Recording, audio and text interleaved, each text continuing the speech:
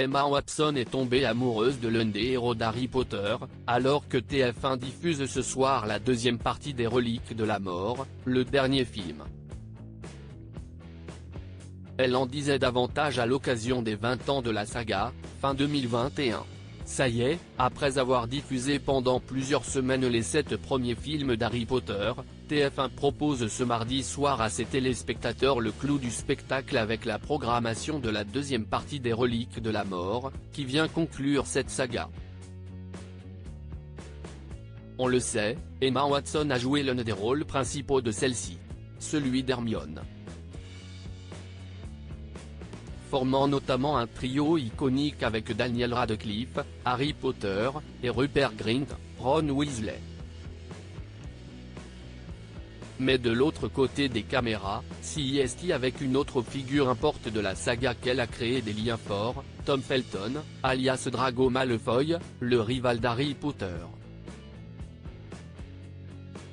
Fin 2021, à l'occasion d'une émission célébrant les 20 ans de la saga, Emma Watson s'est souvenue de son coup de foudre pour l'acteur alors qu'elle était âgée d'une dizaine d'années. « Je me souviens être entrée dans une salle où on nous donnait des cours pendant le tournage. On devait dessiner Dieu, selon l'idée qu'on scène faisait, et Tom avait représenté une fille avec une casquette à l'envers sur un skateboard.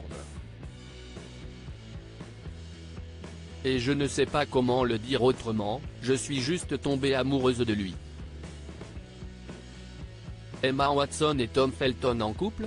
Dans son autobiographie Beyond the Wand, The Magic and Mayhem of Growing Up a Wizard, paru le 13 octobre 2022, Tom Felton met les choses au clair, alors que certaines rumeurs laissent à penser qu'ils ont vécu une histoire. « J'ai toujours eu un amour secret pour Emma, mais peut-être pas de la manière dont les gens voudraient l'entendre. Cela ne veut pas dire qu'il n'y a jamais eu d'étincelle entre nous. Il y en a certainement eu, seulement à des moments différents. »